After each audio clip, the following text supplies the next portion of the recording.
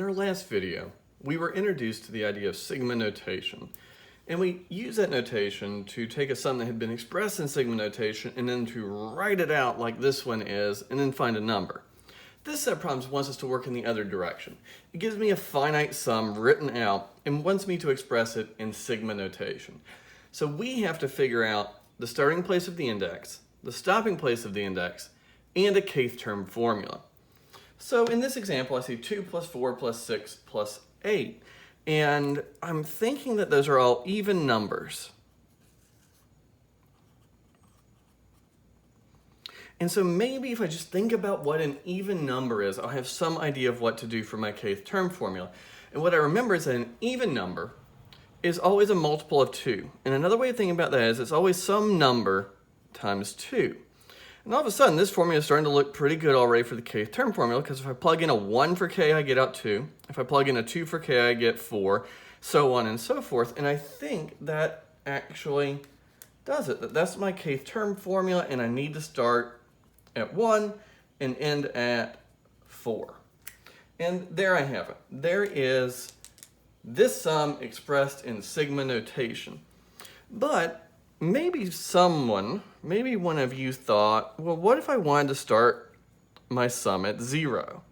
Well, then I'd have a 0th term, a first term, a second term, and I need to stop when k is equal to 3. And I was actually thinking maybe you should pause the video and see if you can fill in a formula here that would still work and give me a different way of expressing this same sum in sigma notation. Pause the video and give it a shot.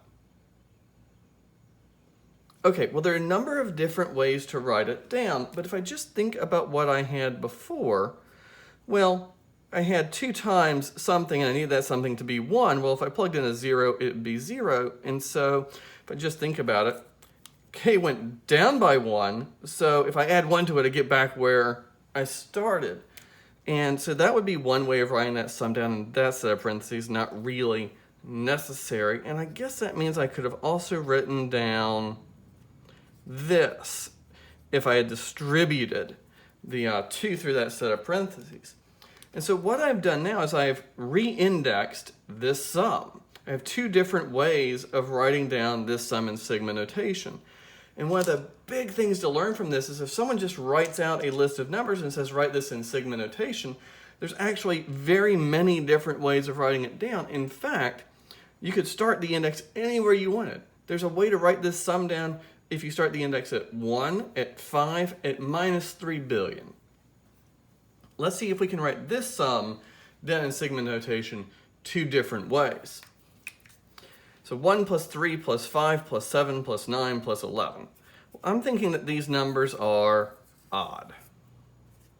That I'm summing together the first so many odd numbers, and I need to think about what an odd number is.